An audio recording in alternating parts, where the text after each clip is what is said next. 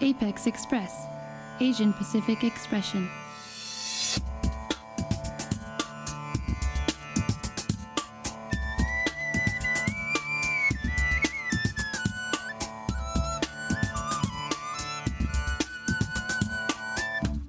Community and cultural coverage, Music and calendar, new visions and voices. coming to you with an Asian Pacific Islander point of view. It's time to get on board the Apex Express.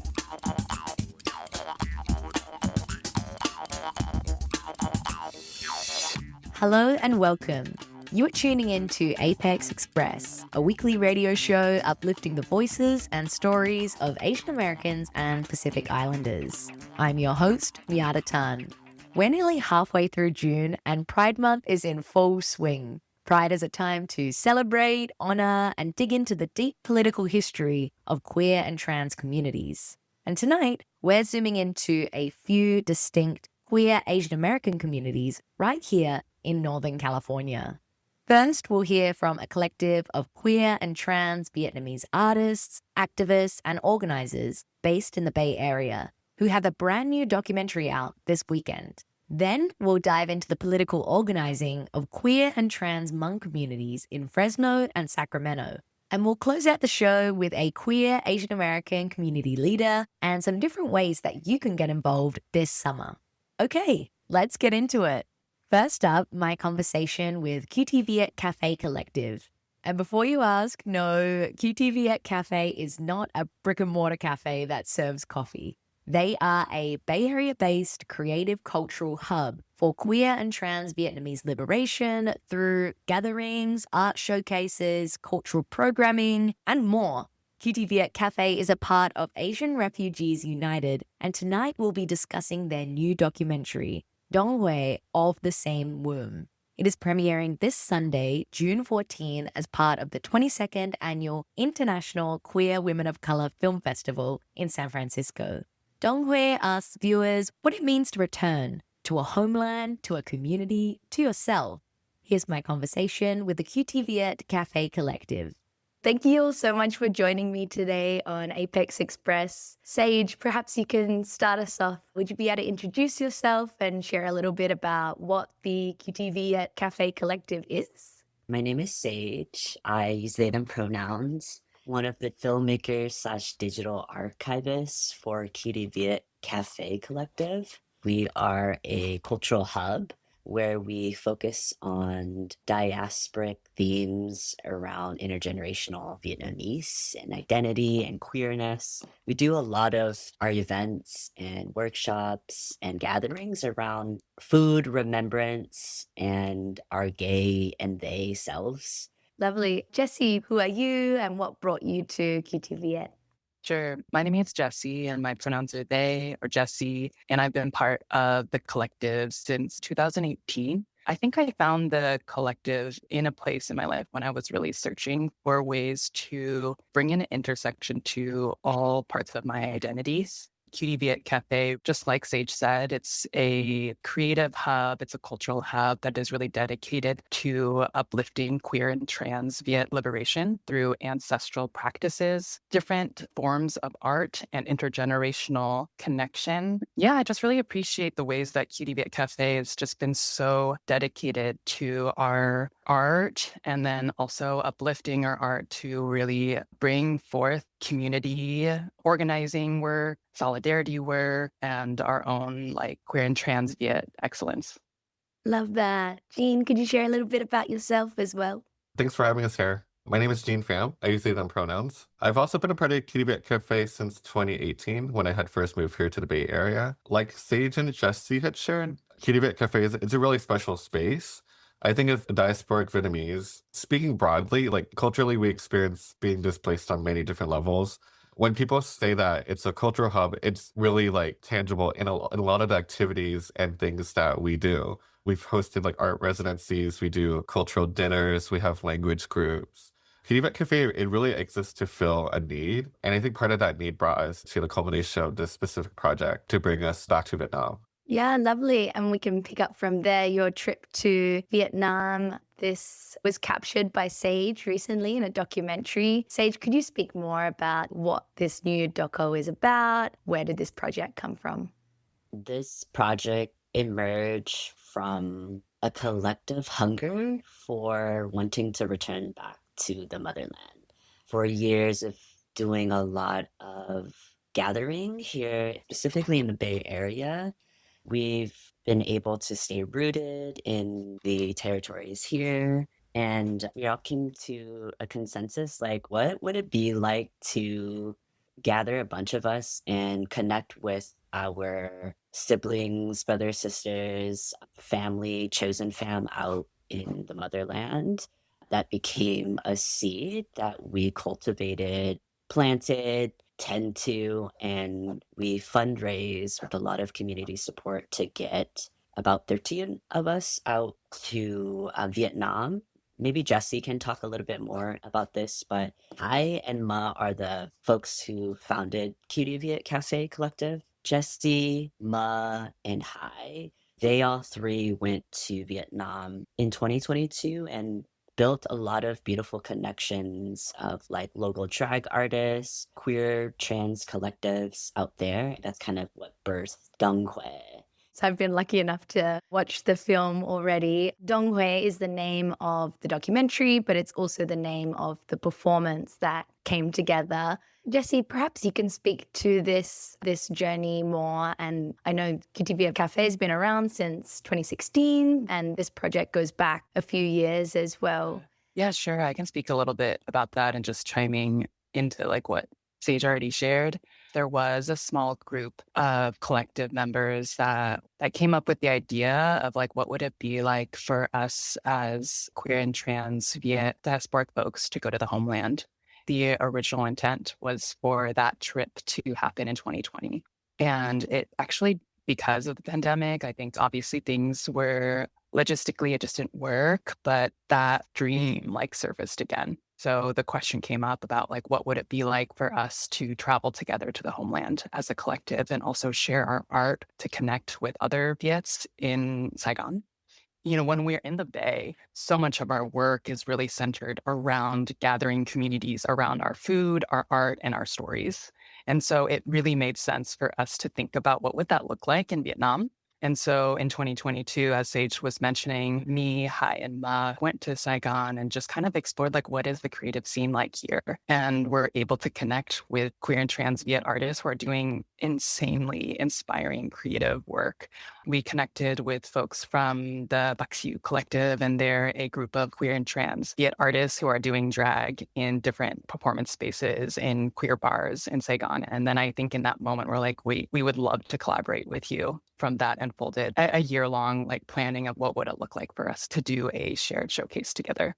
And so we identified and built relationships with a queer bar in Saigon. And then so leading up to the homeland trip, we planned this showcase where it would be a mix of artists from our collective and artists from their collective, and then a whole performance that unfolded.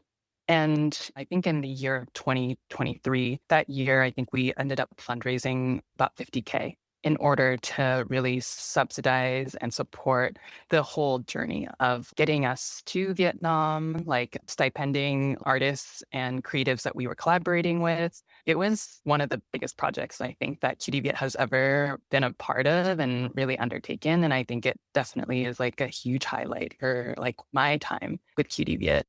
Lovely. And it's so beautiful to see it all come together in the documentary. Jean, could you speak to your experience? I understand this was your first time ever visiting Vietnam. Yes, it was my first time visiting Vietnam.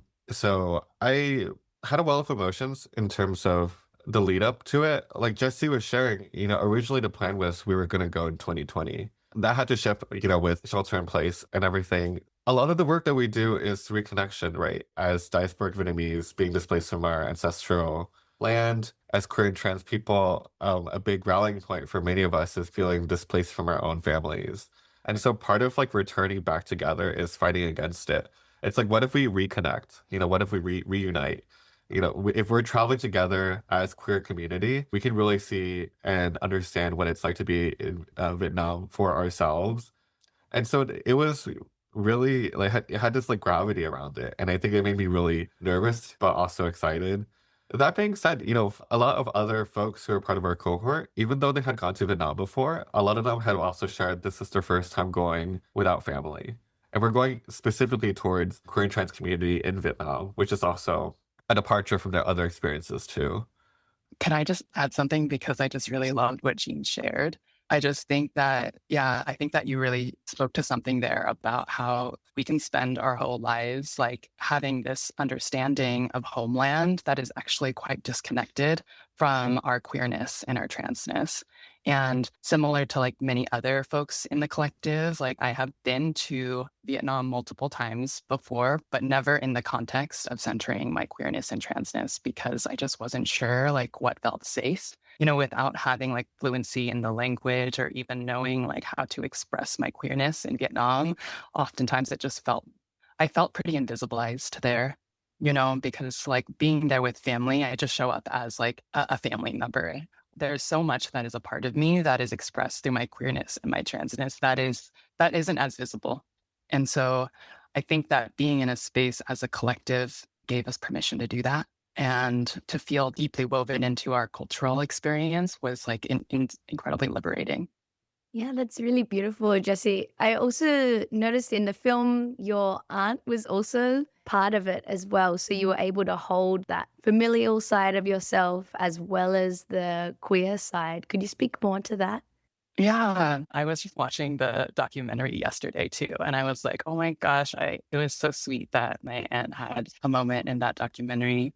The thing that I was really interested in was trying to weave my connection with my family to like my connection with like my chosen queer family, and I think that became very possible when we did the homeland trip.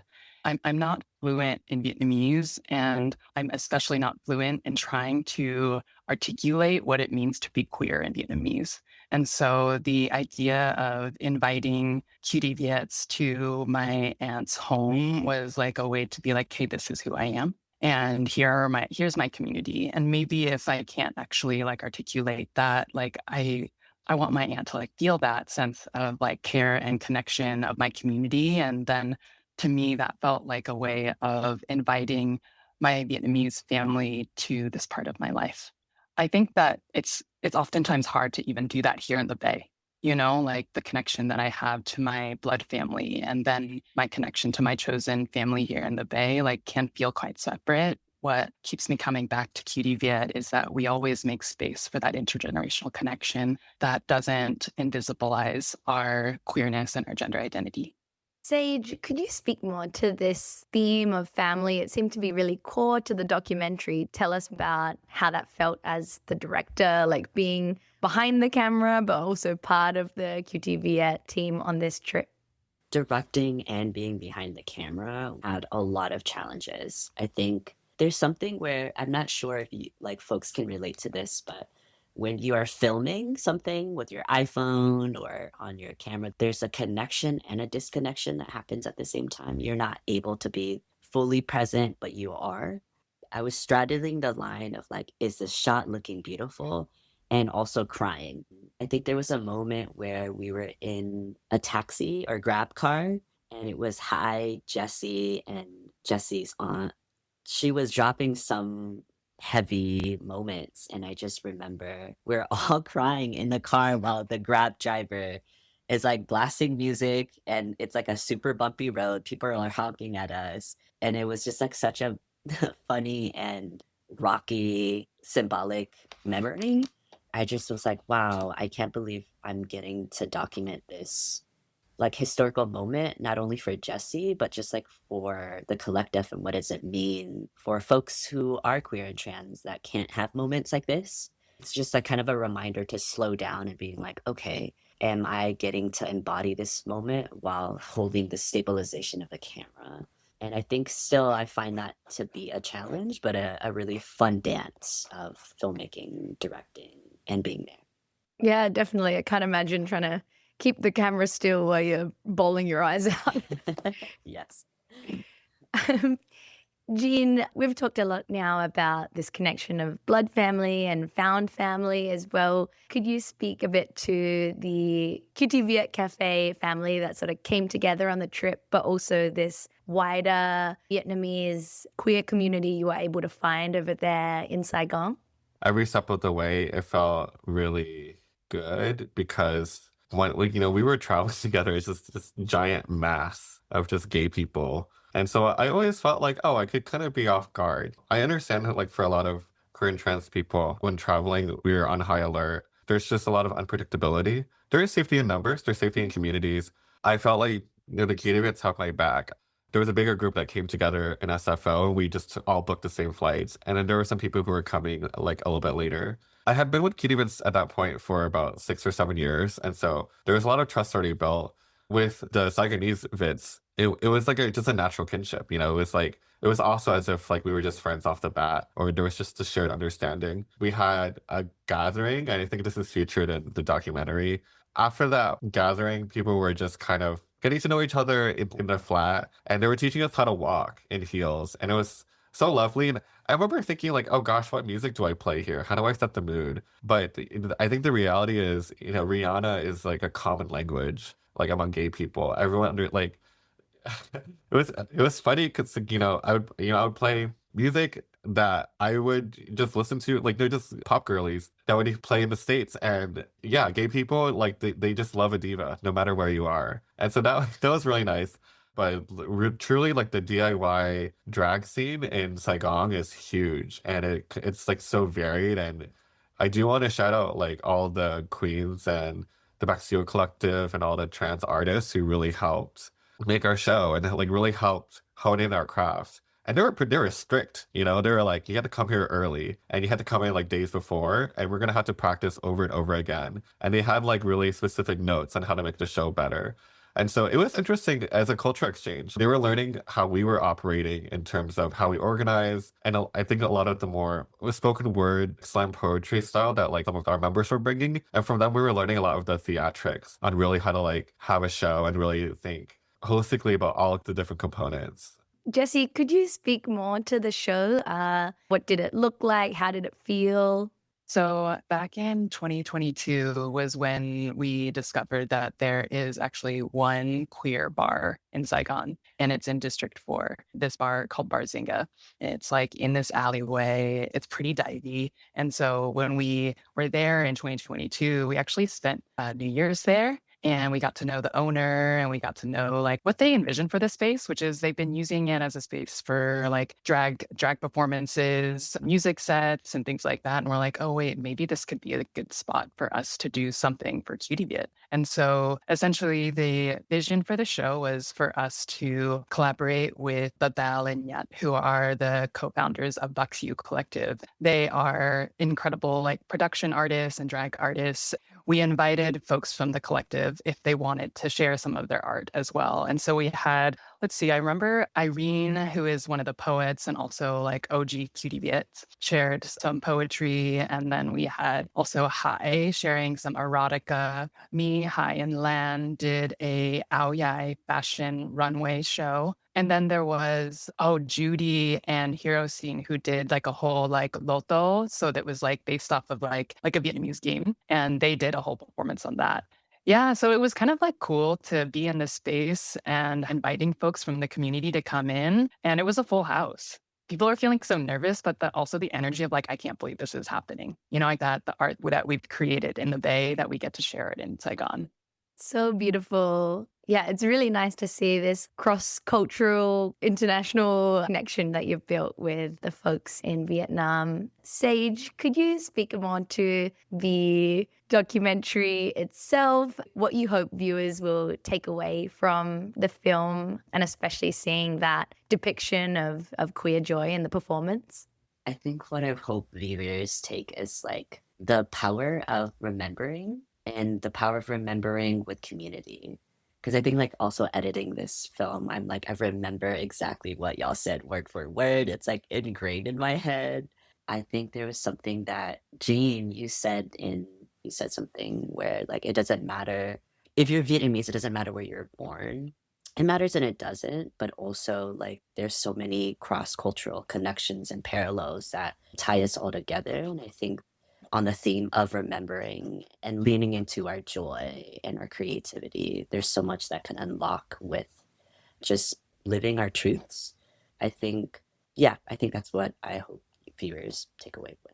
Beautiful. And the documentary will be premiering this June as part of QuokMap here in the city in San Francisco. We have a little bit of time here, so I'd love to talk about what else QTViet has on the horizon: campaigns, workshops, other performances. Jean, Jessie, would either one of you be able to speak to this? The only thing that is really on my mind around QTViet is that we are celebrating our 10-year anniversary in September. And I don't know what that's going to look like, but I think that it definitely is going to be a invite and just an opportunity for us to reflect on everything that we've been able to cultivate as a collective, and also just to notice like how much we've evolved. I think that when so many of us joined in 2016 to 2018, we were younger queers who were really looking for community and maybe felt pretty isolated. And I know that like where I am today, my connection to my Vietnamese and my queerness like feels so deeply ingrained.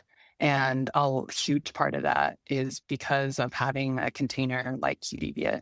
I was also going to talk about Ordinary People because it's actually a show that we're doing a multi-sensory audio-visual storytelling performance that is led by one of the QTViet members, Nguyen. And it's going to include several other QTViet members that are going to be contributing as like a band. There have been music and songs and videos and animations and lots of different elements to really bring to life like what it feels like for our parents to experience their homeland, their escape, their journey here, and then also how we connect to that story.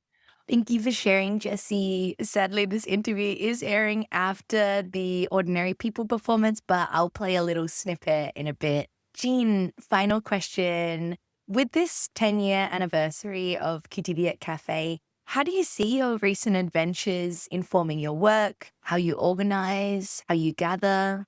I think after the trip, there was like a reinvigoration of purpose and honestly like a new wave of renewed energy and also new people who were joining the space. We started practicing a lot more solidarity work. I think almost immediately after returning, there were a few events that was in solidarity with Palestine.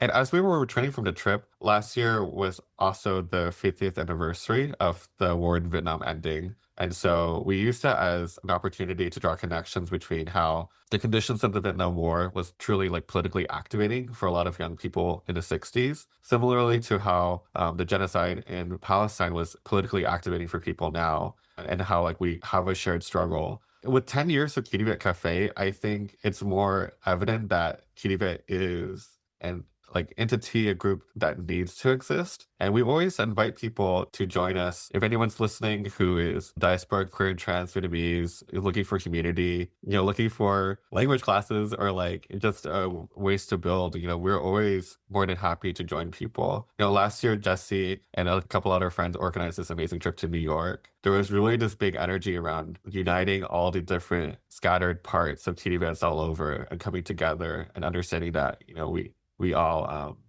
have a lot in common. And so I do think that was really uplifted and highlighted in our trip. This feeling of like, we're actually not so alone. And there's so many of us and we're all so powerful. Beautiful. I think that's a perfect place to end. Thank you all so much for joining me today. Yay, thank you so much. Thank you. I know, this is so lovely. Thank you. That was Sage Tran, Jean Pham, and Jessie Nguyen with the QTViet Cafe Collective. Their new documentary, Dong-Hue of the Same Womb, premieres this Sunday, June 14th at the Presidio Theatre in San Francisco. That's part of the 22nd Annual International Queer Women of Color Film Festival, this year featuring 47 films, 10 world premieres, all totally free and open to the public. So if you're in the Bay, this is well worth your time. You can also catch QTViet Cafe's new documentary in San Jose on Saturday, June 20th at a screening hosted by the Q Corner, followed by a Q&A with Sage Tran, the filmmaker that you just heard from. For links to these events and more about QTViet Cafe and how you can get involved in the collective, check out the show notes for this episode. That's on our website at kpfa.org/program/Apex Express. Coming up next, queer and trans Hmong communities in California's Central Valley. But first, here's a taste of Ordinary People, a recent live performance by QTViet Cafe recorded in Oakland last month. But they make it so damn hard.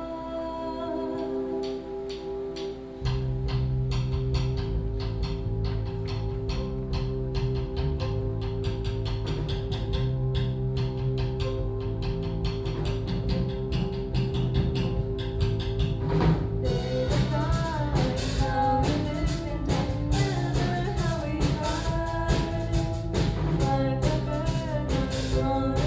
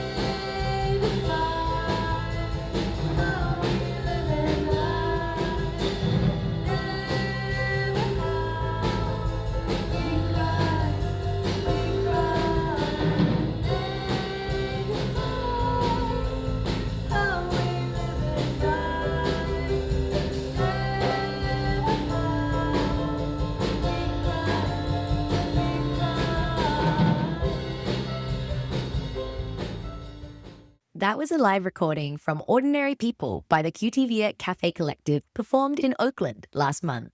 This is Apex Express, a weekly radio show uplifting the voices and stories of Asian Americans and Pacific Islanders. Tonight, in honor of Pride Month, we're turning our attention to queer Asian American communities right here in Northern California, who they are, how they organize, and the future they are fighting for.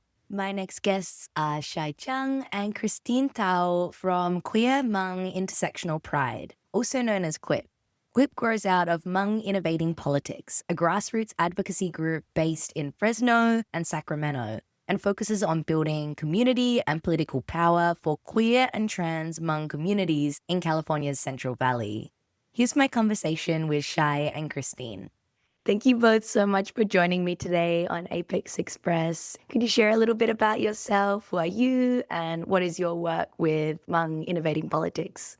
Hi, my name is Shai. Pronouns are they and them. I'm trans, non-binary, also Hmong, located in Yucat's Valley, Fresno, California. The work that I do in Hmong Innovating Politics is that I am a community organizer. I'm the Fresno Trans and Queer community organizer, and I work specifically in the program called Queer Hmong Intersectional Pride, or QUIP, QHIP. And we do a lot of really great work with our trans and queer, in particular, like intersectional folks, people of color within our communities and our members and our base to organize to fight fascism, racism, and also like transphobia and forms of hate, moving us towards social justice and liberation. It's really important work, and I'm excited to get into more of what Queer Hmong Intersectional Pride looks like. Christine, could you share a little bit about yourself? Who are you and how long have you been with HIP and QUIP? Thank you so much for inviting me. My name is Christine Tao. I use she, they pronouns, and I am currently here on occupied Nisenan land here in the South Sacramento area. My role is the Sacramento trans queer community organizer. And so I came into HIP back in 2020, so during the COVID pandemic, and I came on board as the administrative assistant. In 2024, I transitioned into the community organizer role. Lovely. Yeah. Can't wait to get into the work that you do and the campaigns to ground us in the history of Hmong communities in America. Shai, could you speak to who the Hmong Americans are? I know that Fresno and Sacramento is home to some of the largest populations of Hmong people in the States. Yeah, definitely. So the Hmong communities are from Southeast Asia, very much like indigenous folks that live within the mountain ranges and the hills. And the reason why we came to America was because of the secret war, the war that happened in Southeast Asia. One of our community members, General Ming Pao, was involved within this war and then pulled in the rest of the Hmong community to be part of this too. It is to say that like many of our young men during that time was pulled into the war, and they were 13, maybe even 14, 15 and younger who were pulled into the war to fight for America with the promise of that America was going to give them a place that they could call home. It was in 1975 where the war ended, and that's when the military went ahead and was able to, because of Ronald Reagan, signed a letter for immigration for these Hmong folks and refugees to come into the United States. Yeah, perhaps you can take us back to then 2018 when QUIP sort of came to life. What was the need that you were seeing for queer and trans Hmong people in specifically Fresno and Sacramento, where you all are based? The way Hmong communities have always existed was very much to be lay low, not be sticking your head out. And so to be very clear, it's that we are still struggling economically. We are still very much struggling racially. The ICE attacks definitely impacted our communities. We are still very much immigrants and still very much not necessarily having a place of home. But internally is that the Hmong community still very much holds on to like their traditions. And so they're very patriarchal, very strict gender roles. And because of these things have then developed into gender-based violence as like trans and queer folks, it's that we definitely do experience another deeper layer of the oppressions, especially also in our community, because there isn't actually any language in Hmong to talk about what trans or queerness is, where there's no exact word to describe like gay or lesbian and things like that. So there is definitely like an erasure that also has happened. And in the Hmong community is actually very conservative, but HIP was already a very progressive organization. And so it was in 2018 because of Hmong innovating politics coming to Fresno. It was at the Hmong New Year's. I saw them. I was like, oh my gosh, I know who you are. I love you. Like, if there's anything I could do, please let me know. My Tao was able to pull me in. It was like, hey, I want you to do something with us. And was then funded $3,000 through HIP to be able to go ahead and organize for whatever it means for me to do trans queer Hmong work. During that time, it grew from like me, 3 people, to having like 15 people meet once a week for 3 hours. And then another 3 hours, we'll go out and hang out. And so it really became this place for a social space for particularly, and I will name it, it's that majority of the folks in that space was gay, cis, Hmong men.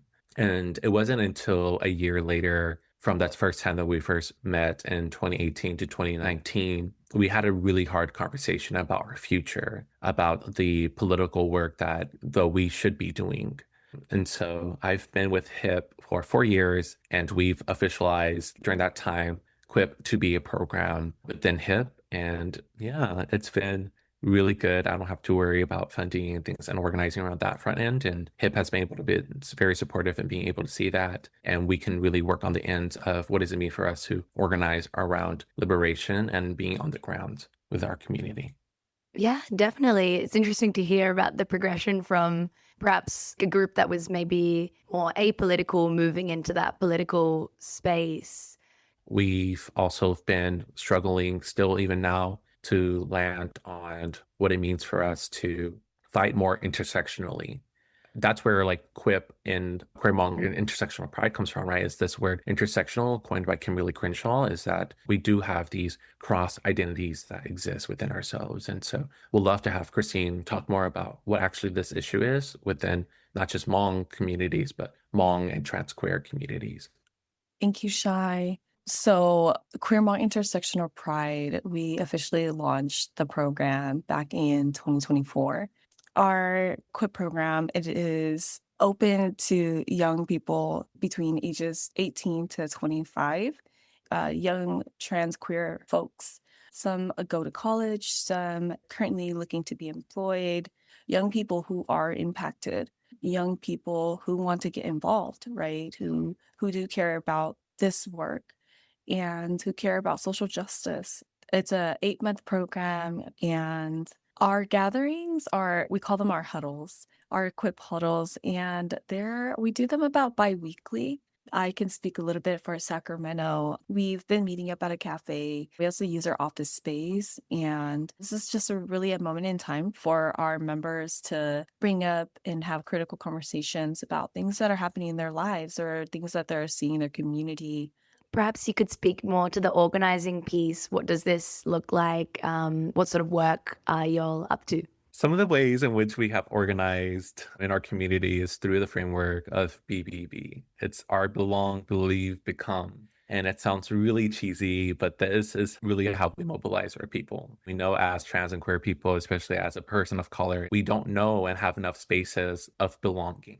We actually have such a hard time believing in ourselves. And because of that, we have such a hard time in becoming. And this sounds like the story of literally just transitioning. When you transition, is that you really need to have a space of believing in yourself. You need to have a space in which you can belong, where you are safe. And then through that, you can actually become and be this person that you have always wanted to be. This is how we mobilize and organize our members and our community, because once they start practicing this ability to be able to believe in themselves, have that spaces for them to organize and organize with other people, and to figure out like what is our campaign strategy, what is the ways in which we want to win in our community, right? And in particular, gender affirming care in Fresno and the Central Valley was very, very hard. Many of the times folks will have to go to like the bigger cities like LA or SF to get their care that they needed. We need actual like materialistic wins for our communities so that way they can get to where they need to be. When I'm talking about materialistic things, is that we need them to be housed. We need them to have the affordable care. We need them to have affirming care that they are needing. We know how hard it is for, in particular, trans and queer people to be able to afford literally anything. And it's so much more harder for them to find a career or a job in a place where they actually also can live and exist through their identities. We've seen the impacts of ICE and immigration on our own communities. These were like the works that were coming out constantly for our communities to fight for these kind of justice issues. And through these ways, we've been able to mobilize and move our people to what does it mean for us to actually start thinking about a campaign strategy for us to win some kind of materialistic need. And of course, we work with youths a lot, right? So where is our youth justice at? And this is literally our youth justice, right? We're having our young people share their voices. We have our young adults organizing in the community, doing protestings and fighting against the system. In particular, more recently, this board of supervisor in Fresno County has banned and denied LGBTQ books in the Fresno County libraries. And we've organized to get people to show up to write letters and to really be there. And hundreds of people showed up. And yet they still continue to not hear their own constituency and their own community. They continuously vote against us. That's why HIP is political, right? It's that we have our civic engagement side, is that, okay, well, it sounds like we need to vote them out, right? And that's what it means, and that's what it's about now. Yeah, I hear you. It sounds like you're really helping to build political power within Hmong communities in Fresno and Sacramento. I'm curious, what has wins looked like for your groups there? How have you perhaps helped to show those material changes for your young people? To be honest, it's not much. We're still very new into this, formed more as a social group in 2018 and just finally became, you know what, let's be political as f***. Let's be authentic as f***. you know? Y'all really want to make trans and queer identities political? Then let's be political. And we've just started mobilizing, moving around those kind of things and identities only just more recently, right? As Christine mentioned, in 2024. But the wins that we can really claim and name is that we have a 100% retention rate for our members. Yeah. We have tripled the amount of members that we had since then. And we are so excited for us to be able to like move and mobilize with our people intentionally and not just like, oh, we just need to be here for critical mass. It is a two-part, right? It's that one, we need critical mass. We do. And the other part of this is that we need people to come in intentionally to be part of this movement work.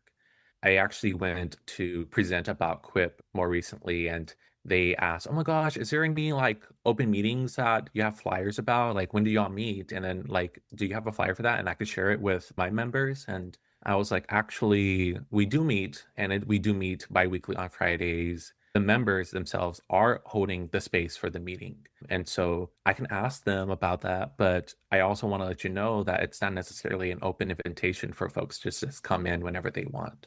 We want people to come in intentional, and we want people to engage intentionally.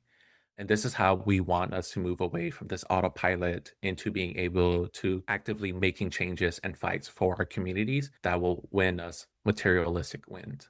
Obviously, in this administration and the Trump administration, it has not been easy. Just 2 years ago, they actually closed the only LGBTQ homeless shelter in Fresno. And so a lot of folks now have like a hard time understanding where to go and what and how to navigate it. The Fresno like LGBTQ center also closed their doors for like the first time in like a long time. And so there is a lot of different impacts that is impacting our community, from like LGBTQ centers closing, LGBTQ serving organizations slowing down. And the way that our members and our community and our base have been organizing is as a community resource with one another, is that like, hey, I have an extra bed. Y'all can come sleep and crash there. Are you hungry? Let's go get food. Really checking with each other and also being able to ask our community for funding as well. So HIP, we were able to organize and did a fundraiser back in March, 50K.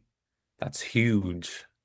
We also know there are impacts that also is beyond us too.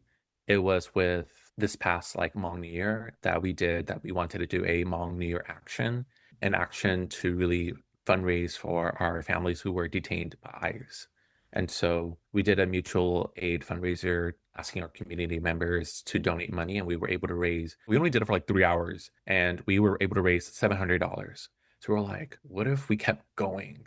Right. And that's where our fundraiser for 50K came from. So there is like ways in which we are trying to organize and mobilize our communities. And to be very honest, is that HIP and QUIP is not necessarily a direct service organization and not necessarily in that way. I think many of the times people see HIP as like, oh, you're here to save us. We're not that, right? We're really here to mobilize with our community. We have our youth organization over at Edison High School, and they were pushed into a small classroom, storage room actually, for band and also sports as well. And so it was being disruptive a lot. One of our previous like young adult members recognized that, and they were like, oh, Shy and HIP, please, can y'all do something about this issue? And we're like, no, but we'll do it with you, right? And so we came in, we taught them about organizing, and literally those youths were able to organize themselves to have a classroom now. They remember that. They hold on to that, right? Regardless if we were here or not, they will still be able to know that and hold on to that. And so it's very much like that as well with our members, is that we want them to be able to organize within among themselves without having the need of HIP and entities being able to have the solution for them. That makes a lot of sense. Really being able to work with community and give them tools so then they can continue to build is something really powerful that you do at both HIP and QUIP. I'm curious, with this very challenging political moment that we're living through, not only for queer and trans folks, but immigrant communities as well, how are you holding this pain alongside trying to also celebrate and honor your communities, and especially your queer and trans community members? Shy or Christine? At HIP, we have what is called third spaces, and third spaces are heart spaces. These are spaces where our young people, they continue to build their organizing. They get to organize with one another and with HIP to hold space, to build community, to build belongingness, to show up, be present, make connections. Is also a space where our young people, they get to decompress as well in a world where it feels so chaotic. We do a lot of the hard stuff with organizing, but then organizing can be so fun. And our young people, they get to see both sides, right? Get to experience that. What I'm holding on to is being engaged and getting involved. It is how can we connect our young people to our community partners, right? To make those connections, to build deeper. This year, it looks like us being more intentional about our capacity and who we are building out with. I'm currently on the planning community for Elk Grove Pride. And so our young people are also part of that, where they get to lead a role and create spaces of celebration, right? There's a lot of different opportunities that our young people are also involved in. And it is that wanting our young people to feel empowered to get involved in these spaces as well. Yeah, lovely. Thank you so much, Christine. It sounds like you're really able to create a beautiful space and community for your young people. Shy, to close out, I'd love to know what's on the horizon for Quip. It's Pride Month. Unfortunately, this episode is airing after Fresno Pride, but perhaps you could speak a little bit to that and what else is on the horizon. Sure thing. The first thing I need to say is Happy Pride Month! So happy Pride Month, everyone. Fresno always hosts their Pride Parade, always the first Saturday of the Pride Month. It is on Saturday, June 6th, Pride Parade over at Tower District and Fresno. It's going to be very fun. It's super exciting. We will be marching in there all together, and the theme for this year is Pride Without Border. We're going to be extra powerful in calling out all of the different struggles that our intersectional folks are all facing and being able to march together in liberation. What's also coming up next is I'm foreseeing it to happen probably next month or in August, is that we will have a third space event to really celebrate Pride. We spent all our energy to be part of the Pride Parade and preparing our members and supporting them, but we haven't necessarily celebrated Quip's own Pride. You know, we work very politically and election works, and so we always have a bunch of these like door hangers, vote yes on Prop 3, things like that, right? And so we have so much of those paper. And so what we usually do during this like Pride event that we do in Quip is that we use these as an opportunity for us to do trash drag. It's an opportunity for us to get glammed out. Everyone gets to participate in creating this like image through the trash drag. And so we're excited to be able to do that. So please keep on the lookout. Sorry, why is it called trash drag? I'd love to know. It's because like we had, you know, this was okay. We have a lot of flyers from our elections, especially this year. You know how in the mail you get so much like vote for this person, vote for this person.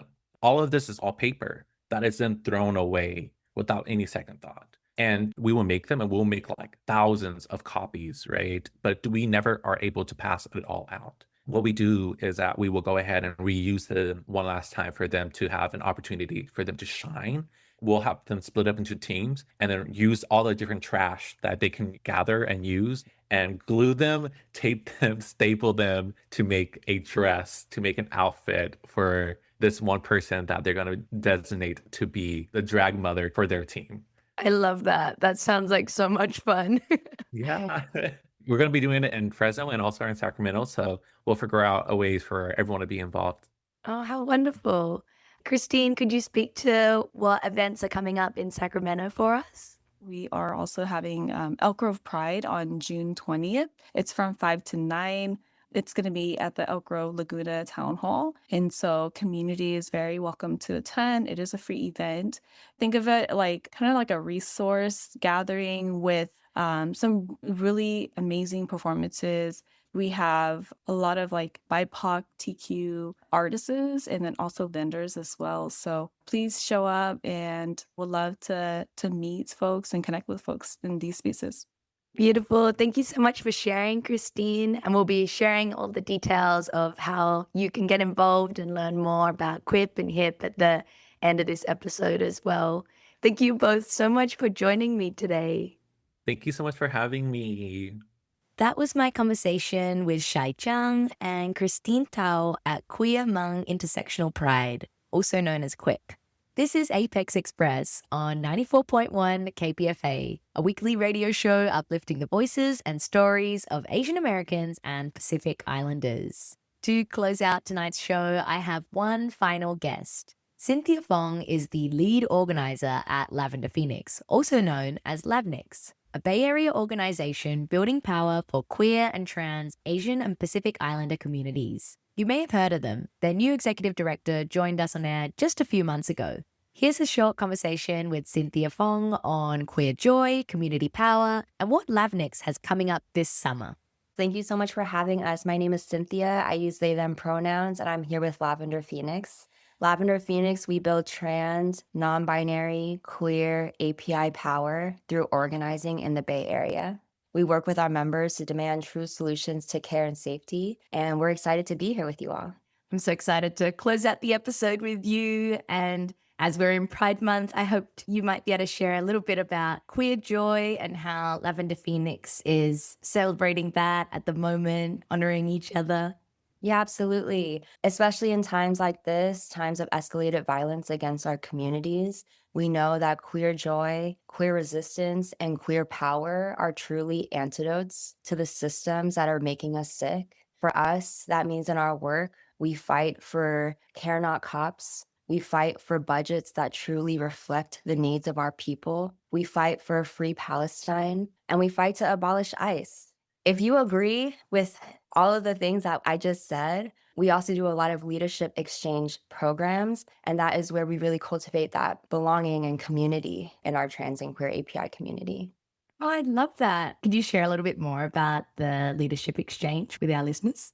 Yeah, absolutely. This is one of our time-honored traditions. It's called the Queer Leadership Exchange. It's also known as LEX, and this program will run for 2 weekends in July. We aim to provide training on fundamental organizing skills, trans and queer history in the Bay Area, and really to provide an opportunity for trans and queer Asian and Pacific Islanders to connect with each other in a space that's made by and for us. We invite you to apply if you are trans or queer and if you identify as Asian or Pacific Islander.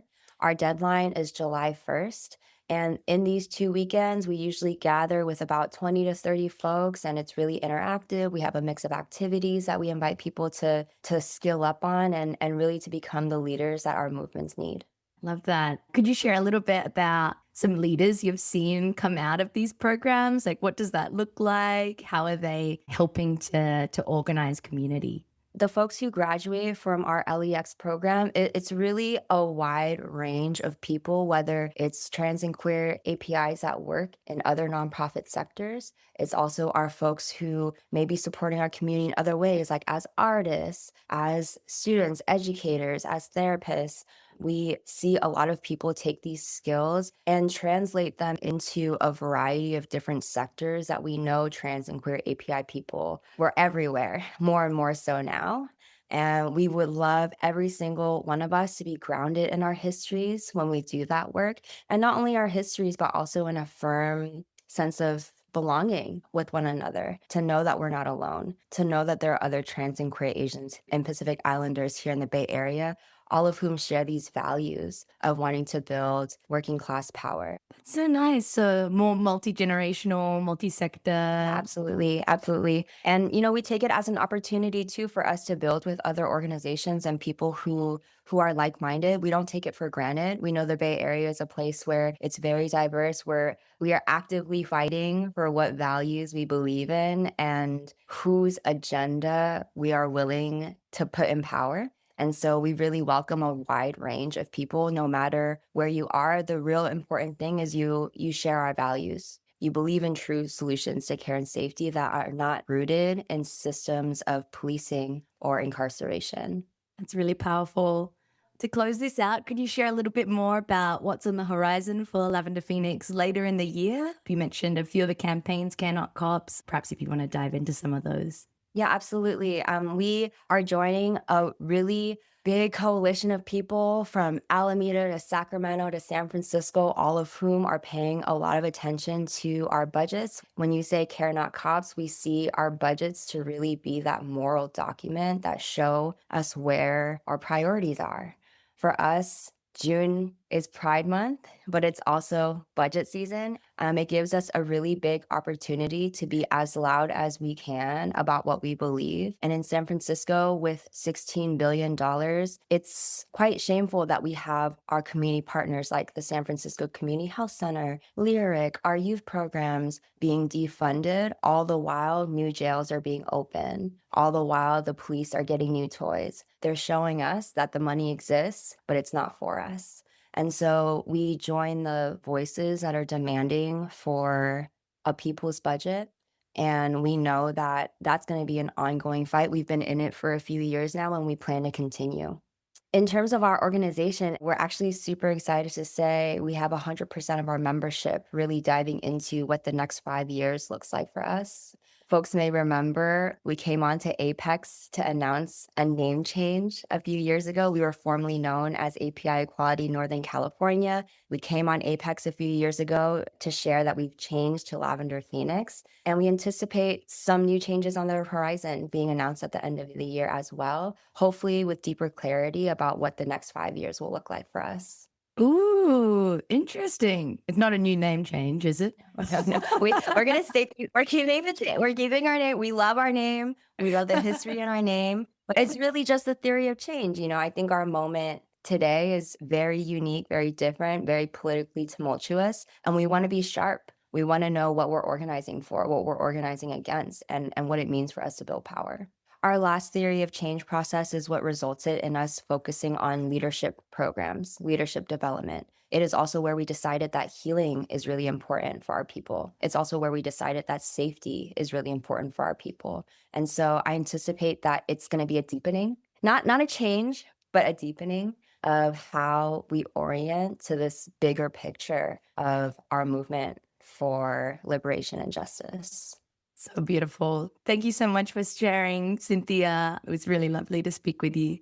Yeah, absolutely. Thank you so much. I hope to come back soon. That was Cynthia Fong with Lavender Phoenix. If you want to learn more about Lavnix, we sat down with their team earlier in the year. Find that episode and their leadership exchange program in the show notes. Tonight, we also heard from the QTViet Cafe Collective and Queer Hmong Intersectional Pride. Links to all of these organizations and their upcoming work are at kpfa.org/program/Apex Express. This is Apex Express on 94.1 KPFA, airing every Thursday evening at 7 p.m. Thank you for tuning in tonight. Apex Express is a proud member of the Asian Americans for Civil Rights and Equality, a network focused on long-term movement building, capacity infrastructure, and leadership support for Asian Americans and Pacific Islanders committed to social justice.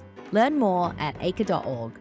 This program is produced by Ayama Keen Lee, Anuj Faida, Isabel Lee, Jelena Keen Lee, Miko Lee, Miata Tan, Preeti Mangala Shakar, and Shwati Ryasam. Tonight's show was produced by me, Miata Tan. Get some rest, Joe.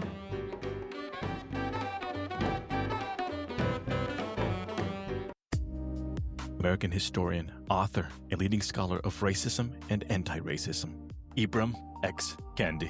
The major theory that's being used to get people to consent to their own domination is Great Replacement theory. This is a political theory that suggests that there are these globalist elites who are enabling peoples of color to displace the lives and livelihoods and even electoral power of white people who apparently therefore need authoritarian protection.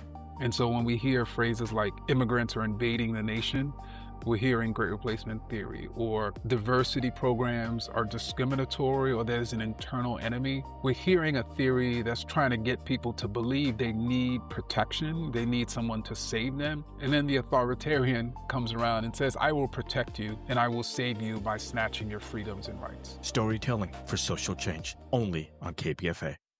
Base Command, All systems go. We are go for launch.